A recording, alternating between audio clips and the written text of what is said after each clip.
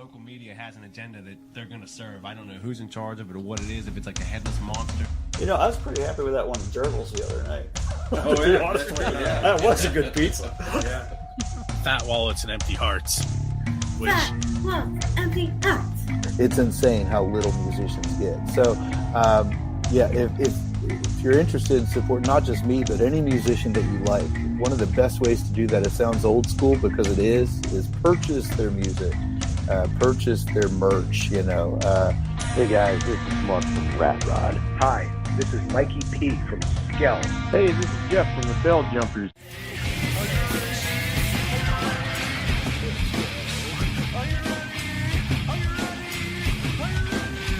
Let's go. Probably Dave Grohl, because he's awesome. This is Jessica for the band Dimitus.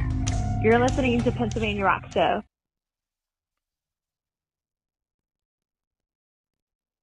Hey everyone, it is Bill. You're tuned into the Pennsylvania Rock Show, episode number 761.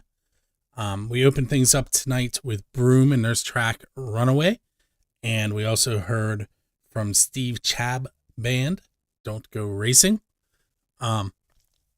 We're coming at you on musicfrom412.com, buildascene.com, xrpradio.co.uk out of Scotland in the Highlands. I just like saying that, Highlander. There can only be one. MegaRockRadio.net and 107.1 KFGD out of St. Louis, Missouri. RooterooRadio.com out of Texas and California. And I feel like I'm leaving somebody off like I do every week.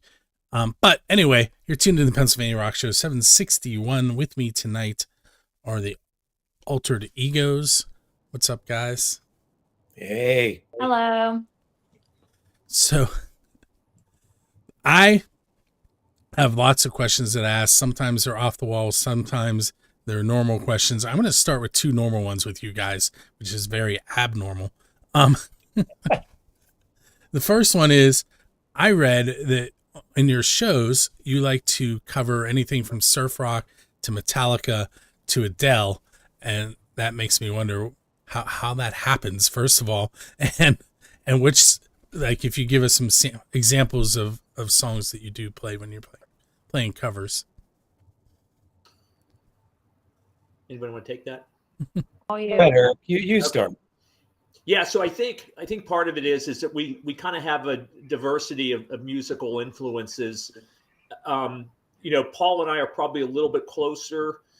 Rebecca, who's not here, and Ann a little bit different. But Ann listened to a lot of the music that I listen to. So everything. I grew up wanting to emulate like Alex Lifeson from Rush. Eric Clapton when he was in Cream, Led Zeppelin, then later got into more jazz and then more into like the Red Hot Chili Peppers and stuff like that. So, one of the things I think we wanted to do early on was to play a blend of music that appealed across the audience masses. We all have, friends, and we come from different, age demographics. So we wanted to make sure that we were relevant to, anybody who comes and sees us. And even if you don't like everything that we play, there's at least something in there that might resonate with you. So that's kind of where that came from. Yeah, and Ann has a whole set of friends that are a lot younger than a lot of our friends. And you should talk about like some of your influences and what gets those younger people on the floor. Yeah, I mean, I feel like what's kind of nice is like I grew up with that like rock background because Eric's my father. And I feel like that's kind of become back as like a trend. I feel like a lot of people like that type of music. It's become like almost like retro and cool. And like the 70s are coming back in all facets, I feel like. But then there's also the modern mix where you have to stay current. And like I like more like different types of music. I kind of grew up with an old soul when it comes to music. But I know a lot of my friends didn't. So getting them to come and actually enjoy the show, sometimes you have to bring in like those pop songs and stuff. And I think with me being, I always started the band when I was 21 or 22. So and the rest of the band, I think that Rebecca's the closest in age to me and she's in her 40s, I believe. So it's like having that big of an age gap with getting people my age to want to come to our shows, we have to stay relevant, which is where that kind of comes into. And the only thing I'd add to that is that, and Eric and I, we've talked about this. There's a lot of songs we love playing, like when we were 12 and 13 years old. But we don't want to just play songs that we played when we were 12 or 13 years old. And for me, learning new songs, playing songs by The Weeknd or Adele or Paramore keeps it fresh for me. I love Zeppelin. I love Journey. Love Metallica. But the new stuff keeps the musician's brain going and fingers too. Now, the second normal question I'm going to ask now, but you just kind of, you made me think of another one. Where does the band name come from? So I was working out of New York for 3 years. I came back. I was in a band up there. I reached out to a few friends who played music, and our drummer, our original drummer, kind of floated the idea. He and I kind of floated it. Getting a name for our band was probably one of the more difficult things. And at first, like, I kind of acquiesced to it, and I felt a little bit like, I don't know, but since we've kind of been doing what we've been doing, and it's been going really well for us. I mean, we've been a band for a little over 3 years, and we're playing some great shows. We just released our first album. Now I kind of have that pride of ownership. People were like, "Oh, we know the Altered Egos," and when you start hearing that like now we kind of own it. But that's where it came from. And it came from him. But the reason for it being was, we all come from different backgrounds. We all have our own day jobs. What we do in the band is our alter ego. So, yeah. I got to rep. Ann and Eric look cool. I'm the dweeb that wore the merch. And that's, you're not looking down far enough, and I'm not going to show it, but we're good. That's Freud, right, Eric? That's right. Yeah. Yeah. Yeah, and it's only a T. It's not an upside down cross or anything like that. That's right.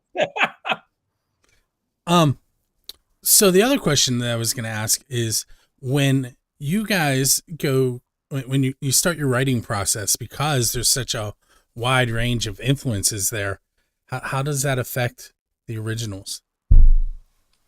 Well, I can answer on this one. I mean, I think everybody kind of takes ownership of their song. So like we each write individual songs, and then we all collaborate on like actually putting them as a full mix.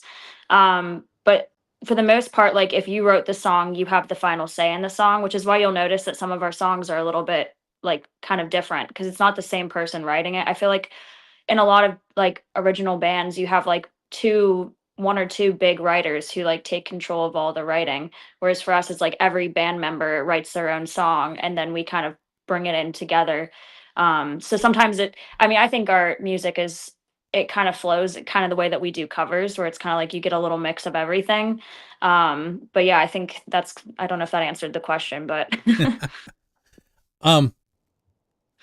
So I'm going to play two of your tracks tonight. And we're going to separate them by some other things. But the one that popped into my head while Ann was talking is Amy's Ink. And I'm kind of wondering who Amy is. Okay, so that's the song that I contributed to the album. And, like Eric said, we all have day jobs. We don't have these kinds of day jobs. We know a lot of musicians who spend their time as say baristas. And so I spent enough time in coffee shops, and I was in a long line one morning, and there was a young woman who was really tatted up, and she had, the attitude, right? And I was like imagining like 2 + 2 put together, what was this person's life really like? And maybe, all that ink that she had wasn't what it was all cracked up to be. And maybe she's a musician, and musicians lead interesting lives. And if you get a chance to listen to the lyrics in the song, it's about how her tattoos her ink is all about who she is, or maybe not. Maybe it's about something else. So Jonna Lee Machika from First Angel Media is hanging out in the chat room right now, and up on the screen, I don't know if you guys can see it, it's probably little for you. She says, "Oh wow, you each write a song and not parts of each. That's got to create a cool mix." Oh, there you go. Yeah. Yeah, I think while we take, I think at some level though there is a level of collaboration. So a lot of times, like the individual instrumentalist will be given some license to do things. And then also like I've had Ann help me out with like with the chorus to making it the hard way, like what we think would work from a kind of a cadence perspective on the lyrics, those sorts of things. We give Paul license on the bass parts, and Rebecca license on some of the vocal harmonies and that. But the principal songwriter usually is one person. I know that we all collaborated on Diner Dilemma. We all kind of brought that to the table and we all worked on it. Ann and I've worked on Take Control. Rebecca on her song would be like, Eric, what do you think from a guitar perspective? So we're able to give our inputs. So I think while like the songwriting process itself is kind of siloed initially, it really does kind of cross over with each other. So while I like to say that we have a lot of diversity in our record, we also have things that I think are starting to sound like us. Like the way I play a certain guitar fill, while it won't be the same, like I can definitely tell that it's me or playing it, that sort of thing. So Greg also chatting with us, looks like he's on Facebook. He says the diversity and the style of your original tracks is part of what makes Alter Egos so much fun. Oh, well, that's cool. That's a big compliment. I do think, like Eric said, we do have a sound, and it does start individually. And Ann and Eric, who wrote the majority of the tracks on the album, there's 9 of them. I mean, there's a really cool autobiographical flavor to the songs that I really like. Whether it's Making It the Hard Way or Take Control or Max and Ruby. And for folks who have the opportunity to listen either on streaming or maybe buy an album when they come out, right, Eric? They'll be out in next month. The vinyl will be out next month. You can pre-order from our site, thealteregos.com. Yeah. We're going to take a look at your site a little bit later. I have it on a different screen right now. There's no downside. Is not autobiographical. That was maybe speculative, but which kind of led to the idea of it. But no, that one's not autobiographical.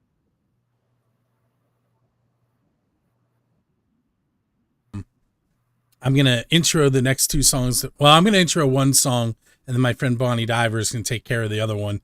And while we're doing that, I'm going to let these guys know that we are going to go to your website in the next segment and talk about your upcoming shows if you want to decide who's going to do that talking for me. And with that said, up next, we're going to hear the Altered Egos, Making It the Hard Way. And as I said, Bonnie will introduce the other one, and we will be right back.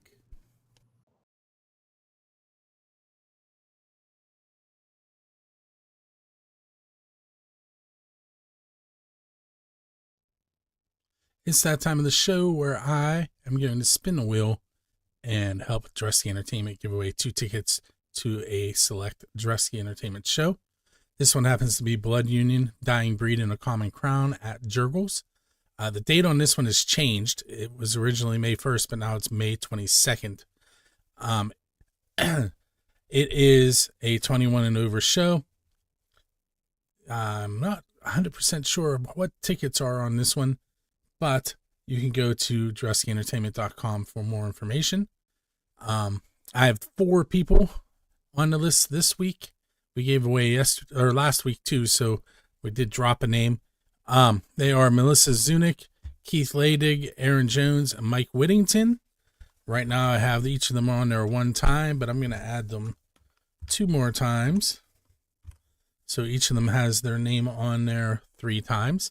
I'm going to hit the shuffle button once and twice. And now we're going to find out who the winner of those 2 tickets to see Blood Union, Dying Breed, and a Common Crown at Jurgles. And that winner is Melissa Zunick. Melissa, keep an eye on your email. You will be receiving an email from me and then a follow-up email from Dresky Entertainment with information on how to get those tickets. If you're not familiar with our contest, all you do is go to pittsburgh.com/contest. Click on one of the shows listed there, fill out a form giving us your email address and your name, and then share the page, tagging both Drusky Entertainment and Music from 412. It's that easy. And then you come here to the Pennsylvania Rock Show on Mondays and watch to see if you've won. Some of the upcoming shows we have to give tickets away for are Jackal with Turbo Lovers, Seven Fatal Guns, Trickster with Pretty Boy Floyd and Christian Shields, Cold with September Morning and University Drive, LA Guns with The Cheats and Xander Damos, Jefferson Starship, Zilch, that's their 20th anniversary reunion show with Scale and Divine Tragedy, Clutch with Tyler Bryant and The Shakedown and Nate Bergman, and Striper. And those are the ones that we just have listed right now. We're constantly changing and adding, and all of that comes directly from Drusky Entertainment. Once again, druskyentertainment.com, musicfrom412.com/contest. And with that, I'm going to head back to finish my interview with the Altered Egos.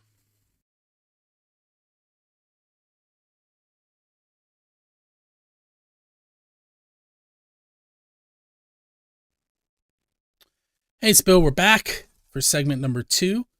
For those of you that just jumped on, we heard from the Altered Egos and their song Making It the Hard Way. And then the second song we heard is new to the show, but I've seen it a bunch of times live. It's Royal Honey and their song Tallahassee, which is actually currently my favorite Royal Honey song. So you got to hear it here. They just released a video for it maybe a week ago or so. So check them out. It's royalhoneyband.com. I might know their web designer. Just in case anybody missed, I pointed to myself. Yeah. I actually just heard that one. I see Eric Roger up quite a bit, and they got a great band going, and he's one of the just super cool dude, super good guy. I'm hoping to get a track. Why can't I think of the name of it? Something Bullets off his other band Rattlebones. So maybe we'll hear that one next week. Cool. All right, so I did mention that we were going to head over to your website and talk about your show dates. So let's do that real quick. So just because only 2 of you are on the screen, you should still be able to be heard. Okay. I think I have everybody. Yeah, everybody's unmuted. There we go. So this is the home screen. I was just going to scroll through it real fast so the viewers can get an idea of what it looks like. Little bio there, then individual bios. But where we're really going to go hit is the show dates. And I'm going to let you talk about them. Yeah, sure. So we have a couple of about an 8-week break until our next show, maybe a little bit longer actually, which is that's kind of typical for us in the early spring. We start to really kind of ramp back up like in the April-May timeframe. So our first show back, unless something changes, we'll be back at the Dive Bar in Babcock. Those guys are great. It's a great little room. It's the old Jurgles, if you don't know. We'll be back there on Saturday, April 26th. And then we have a really good partnership with a local Mexican kitchen, Tapache. They do a lot of great things. They've had us play their Cinco de Mayo weekend now. This will be the 3rd weekend running. We're playing in Cranberry on that Saturday, the 3rd of May. Sunday, the 4th of May, we'll be playing at Fox Chapel. We'll be making our debut appearance at the Edgewood Winery on May 16th. We'll be back. That one is like 10 minutes from my house, Edgewood Winery. Oh, no kidding. Yep, I've been there a few times. Very cool spot. Yeah, so we got that. We got a Dive Bar Saxonburg this year. We're going to be at Mario's 410 Grill. We're going to be doing an 80s night up at Tavern 618 in Conneaut. And then there's some other stuff that's coming up, but it hasn't popped yet. We're going to be back at Jurgles sometime not in a too distant future. So we're actually having some talks right now with Brian Drusky and with the Jurgles staff on having us back. We just played a really great show there on February 1st. That was our 5th weekend headliner we've done since we've been a band. And those guys are just great. It's our favorite place to play. And then we'll also be out. It looks like we'll be back out at Benoski Winery this summer. And then we've got a bunch of things like Picklesburg, Millville Music Festival, other things that haven't kind of been solidified yet. But I mean, the last two last 2 years we've been playing around 35 shows a year, which takes up most of our weekends. With a little bit of hiatus, like we're having right now, which gives us a chance to work on our set lists. We like to do like our bigger shows, like the Jurgle shows and things like that. We really like to have a large batch of new music, covers, and then rolling in originals as well. So you mentioned Vinosky Winery. I know their web designer too. Oh, good. Here. Hopefully you'll be doing an update with us on it pretty soon. Actually, I taught them how to do it, and they handle it all now. Oh, cool. Which is the best way to do it for me. not to give anything away, but we played the July 4th fireworks show last year. So, yeah, you never know what might happen this year. That's right. I actually got that job because of Brian Dresky. He was looking for somebody to change their website so that his group could go in and add their shows more easily. And so that was my first collaboration with Brian. The second one is with Music from the 412, giving away tickets like I did earlier in the video side, but not the radio side. So if you missed it, go to musicfrom412.com/contests. And there's a bunch of different select Dresky Entertainment shows that you can enter to win tickets to. And we have a long, really good partnership with Brian. We played our first opener at Jurgles for the Prince Project, who were like our, Wayne Smith's kind of like our big brother, kind of, he kind of mentors us on a lot of the music production and things like that. He's played some guitar on our album as well. He's a phenomenal player. But we started off there, and then Ryan and his, and Dresky Entertainment was hitting us up for more and more shows to do openers. And then within 6 months, we were, we started doing headliners. Actually, it was a year before we did our first weekend headline, but we did one of those customer appreciation shows, had a great night, big turnout of fans. And we've had a really good partnership with them, and we appreciate everything they do. So I'm going to completely go on a different tangent now. I do have two questions that I ask every show. I'm going to do those right now before we head into the next segment. The first one is the official Build a Scene question, and that's who's your Dave Grohl? In other words, who do you want to go up on stage with and perform one of their originals? Because the Foo Fighters are known for pulling people up on stage and harassing them and letting them play. I'll go. I would say it would have to be, and it's impossible now with the passing of Neil Peart. But I would have wanted to got up on stage and played, with Rush. And second to that, probably bands now, the Red Hot Chili Peppers. I'm a big John Frusciante fan. So those would be probably my two bucket lists, except for some really dingy jazz clubs up in New York where I'd love to sit in with some of those guys too. Anybody else want to take that question on? And you got anything? I don't know. I don't know about band necessarily, but I would love to sing with Fiona Apple because I love her. Yeah. Or I don't know. There's so many options, and it's always hard when somebody asks you to name something. So I'm like, I can't think of any. Oh, any wait for the next now. one. Oh gosh. All right. So I got to show my age here, Bill. So, there's a new documentary coming out on Zeppelin. So, I think playing with Zeppelin would be a hell of a lot of fun. And we've done in our current set list, we'll do The Ocean and Roll Right into Rock and Roll. So we've sampled from the catalog, but it'd be fun to get up there and bash some strings with those guys. So the second question is probably just as hard, but completely different. And it's, what is the best pizza you've had because you're a musician? So you have to link it to something musically. Oh. Corner shops in New York, street corner shops in New York and Manhattan, Little Joe's Yeah, up but there. because of I was up seeing because of music. I was music. coming out of rehearsal up there.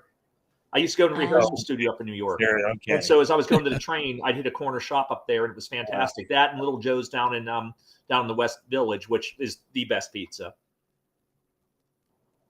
He answered too quickly for the other two, right? Yeah. So while you're thinking, and this is what brought this on. I watch the One Bite with Dave Portnoy. Yeah.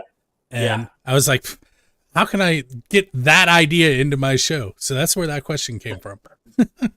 That's a good one. Mm-hmm. That is a good question. I mean, I love pizza. There's lots of great pizza. When we did our very first recording at the cafe at In Stuff Music, and boy, was the band different then, right? Oh, yeah. I got pizza from Caliente, which in my day job, they've been a client of my marketing and PR firm. And I do like their pizza. And they now have Dough Daddy Brewing, and they've started to have some live music. Our band might be too big for them, but I'm not going to give up. I'm going to be after Nick Bogaz, who owns Caliente, to see if he can't get us in somewhere. So, All right. So John had commented, "It's no pizza with American cheese, though." Are you guys familiar with what she means by that? No. No. yeah. Okay, so there's Altoona style pizza. Oh yeah. Is it's a thick crust, kind of like Sicilian, but it has one slice of green pepper on every piece, and then American cheese on it. And the reason that came up, John and I have a collaboration with XRP Radio that this show runs on, and the owner's wife sent me a message the other day, and it was a picture of Beto's or Beta, however you say the cold toppings. And she's like, "Is this for real?" I'm like, "Yeah, but that's not even the worst thing out of Pennsylvania." And then I showed him the Altoona style, and John, I didn't even know that one existed. But that's what that comment came from. There, Ann, I killed some more time. Oh gosh. I guess there's that one pizza place down in the South Side. Dad, do you remember what it's called? It's got like the huge pizzas. Yeah, it's not Vincent's, is it? No, but it's really good. It reminds me of the pizza we used to get in like New York. Yeah. It's like big. It's down in South Side. It's like on the main like. Yeah, they're huge slices. Like one slice Huge. is probably your daily intake of calories. Well, Green Room Pizza at Jurgles isn't so bad either. Yeah. Oh yeah, yeah. Yeah, Green Room Pizza at Jurgles is pretty good. I didn't swear, pretty good. Had some before the last show, didn't we? Yeah. Oh yeah, and their pizza You know what? rolls. I have had that. I was like, have I had that? I have. I was there at their pizza rolls are really good. Their pizza rolls are my favorite. Yeah. I was there with the Borstal Boys, and I was in the green room. Yeah. I'm like, did I have that? Yeah, I did. Okay, so we are going to head into our second break. We're going to hear Amy's Ink, which I mentioned earlier, from Altered Egos. And we're also going to hear Bill Thomas and Hard Rain and their song I Fulfilled My Dream. And we'll be right back on the Pennsylvania Rock Show.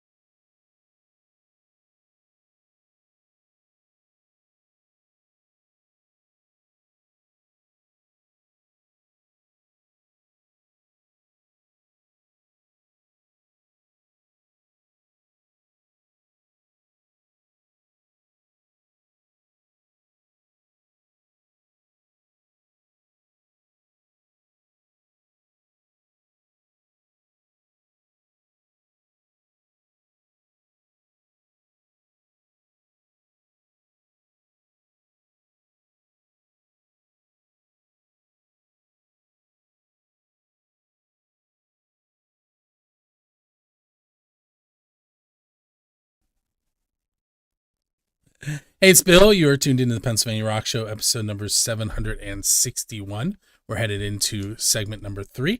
You just heard the Altered Egos, Amy's Ink. 3 of them are with me tonight. And we also played Bill Toms and Hard Rain, I Fulfilled My Dream. We have, about 8 more minutes or so before we call it a night and finish off the show.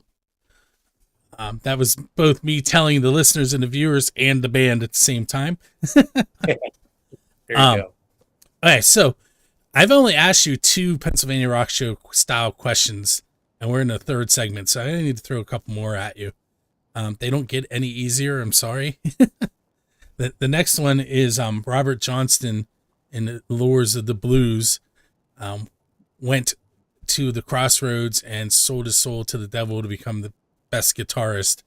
If you were standing at that same crossroads, why would you be waiting to speak to the devil? And if you don't like the way it's worded, what's something that you really want musically? Wow. See, I told you it doesn't get easier. Did I mention that I'm a teacher for my day job? Actually, I kind of stood at that crossroads a few years ago. That's how I'm actually recording music. Just kidding. I'm not. No. I mean, like I think to that point, I say that half in jest because I spent a lot of years as a dormant musician. Like I met my wife in music theory class. I was starting to play guitar then in college, and then like life got in the way. And I was always playing and stuff, but I never played in the band. And probably about 10 years ago, I got pretty active. And so now, like the fact that like the realization of that is like now, like I used to think doing like open mic nights was like the pinnacle of anything to which I could aspire.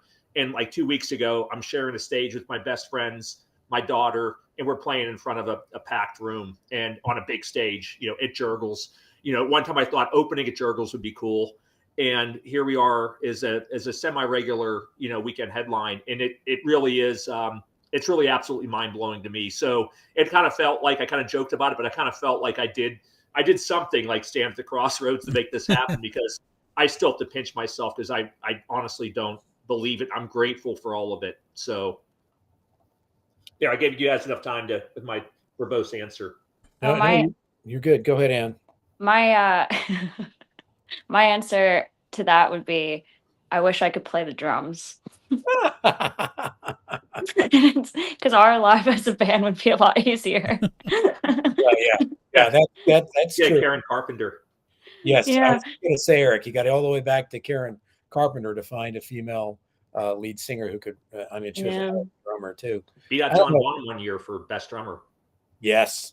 I don't know how that happened, but I don't know. I guess like for me, like Eric, I mean, at one point when my kids were young, I was playing in 3 bands at one time, which was stupid.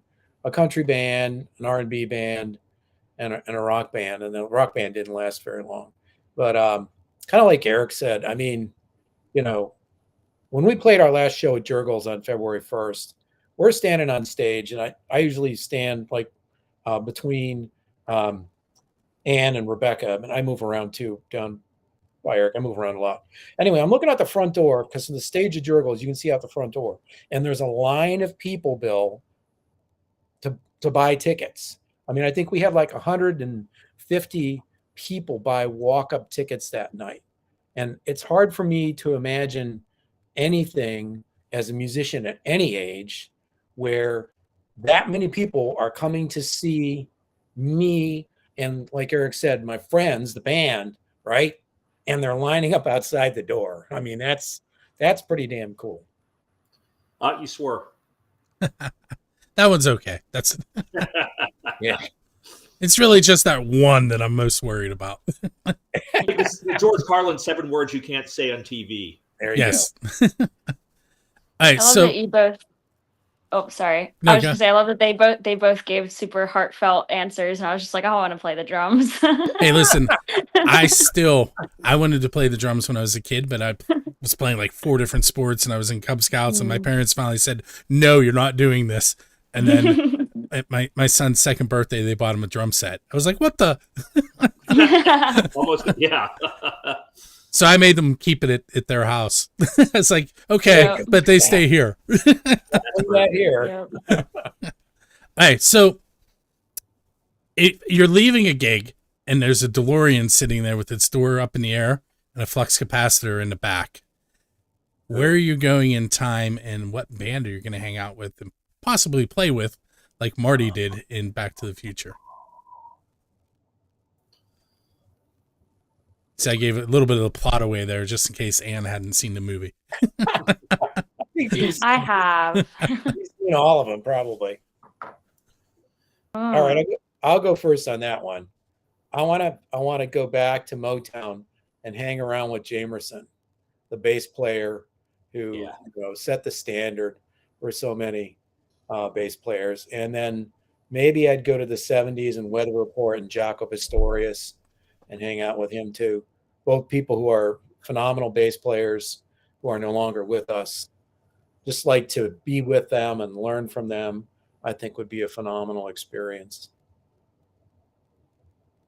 Go ahead, Ann. I think I would probably want to go play with the Eagles. I feel like that'd be cool. Yeah. Eagles are really cool. But yeah. There's a singing drummer. Yeah, well, exactly. That's part of the reason I brought female, it up. but a singing drummer. I'll learn how to do it. I want to be the singing drummer for the Eagles. I think I would go early 70s and play with a funk outfit like the Meters. Oh, that'd be kind of my thing. In fact, we were covering some Meters songs early on, and I was told I couldn't cover any more Meters songs. So I figured if I wrote a funk song, they couldn't say no to it. So there's no downside. There's no. Yeah, I would want to be. I'd want to be like probably like in a 70s funk band like the Meters. Probably the Meters exactly. Maybe some Stevie Wonder stuff early on. Those sorts of things. It kind of segued into something completely different that I'm going to mention. The Funk Band, if you're not familiar with them, they are currently looking for singers. So if anybody knows a funky singer, put them in touch with the Funk Band. DAPHUNK. And I did their website, although it's down right now. Are you catching this theme? Yeah, there's a theme there, Bill. Okay, so we're kind of pushing it on time. I'm going to ask one more question, and then we're going to head off into the evening. And that question is, if you could sit down next to your hero and ask them one question.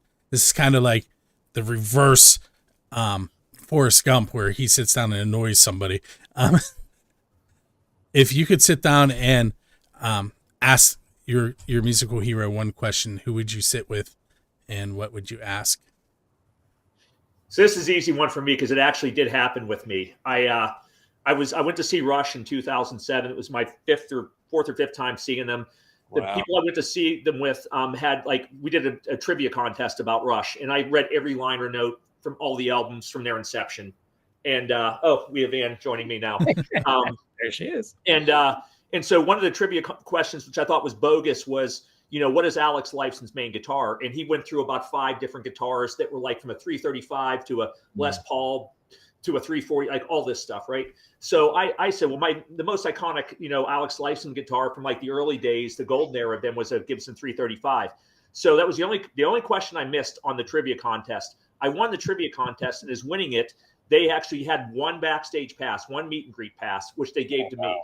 Nice. So I get to stand next to Alex Lifeson and Geddy Lee, and as they're snapping our pictures, because those things go really quick, I was like, Alex, what's your what guitar? Les Paul or a 335? And he goes, it's a Les Paul. So yeah, he didn't get that one right. That's a great story, though, Eric. I don't think I ever heard that one. I got the pictures to prove it too. That's cool, man. That's cool. Hey. It was. Anne missed the question. What would you ask your hero if you got to sit down with him? Okay, Paul, go. You want me to go? All right. I guess I have a lot of heroes in music, Bill. I guess what I want to know is how to stay relevant, right? I think, I watched the SNL 50th anniversary stuff and the concert and everything. And I just watched that last night. Yeah. And longevity to me, I think is really cool and staying relevant. So, I could name you 10 people I'd want to sit down with, even people like Dolly Parton, right? Not really my kind of music, but the longevity, and just be like, how do you do that? Because I think playing music is one of the greatest things that you can do as a human being. And I think, not to speak for the rest of us, but I think we want to keep this thing going. And relevance is a big part of it. That's part of the reason why we have such a variety of songs. We want people on the floor dancing 3 hours straight all night long. Yeah.